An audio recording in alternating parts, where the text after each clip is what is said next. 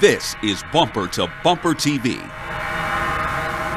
In the world of small SUVs, Lexus has refined the NX platform to be a comfy, functional, and technologically advanced offering. Much of that tech is evident with a glance at the instrument panel, which provides a lot of information for the driver.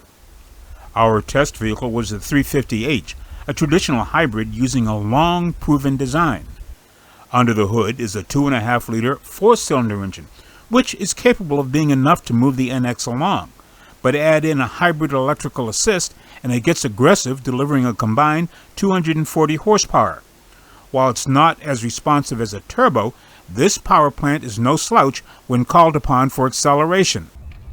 It is mated to a continuously variable all-wheel drive transmission, a gearbox which has progressively improved over the past few model years to the point where it doesn't struggle to find the right setting. In a mix of city and highway driving, the NX delivers the luxury ride and handling expected from Lexus.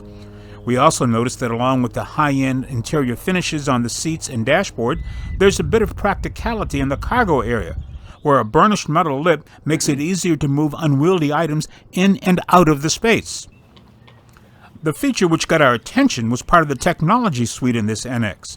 Along with the usual data and function readouts, advanced safety and driver assistance systems, the vehicle was capable of surveillance both inside and out. What most drivers don't realize, the NX, like other mid to high-end platforms, collects data about a driver's habits, which is sent to the manufacturer when being serviced at the dealership. Our test vehicle was also equipped with a built-in dash cam, which records traffic in 2-minute clips or longer if desired.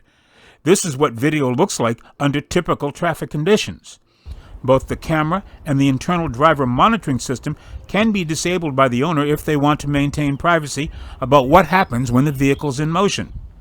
It seems to us that data or information gleaned from these systems, while helpful in some instances, should only be shared in critical situations and not sold to third parties to make more money for the automakers. I'm Greg Morrison.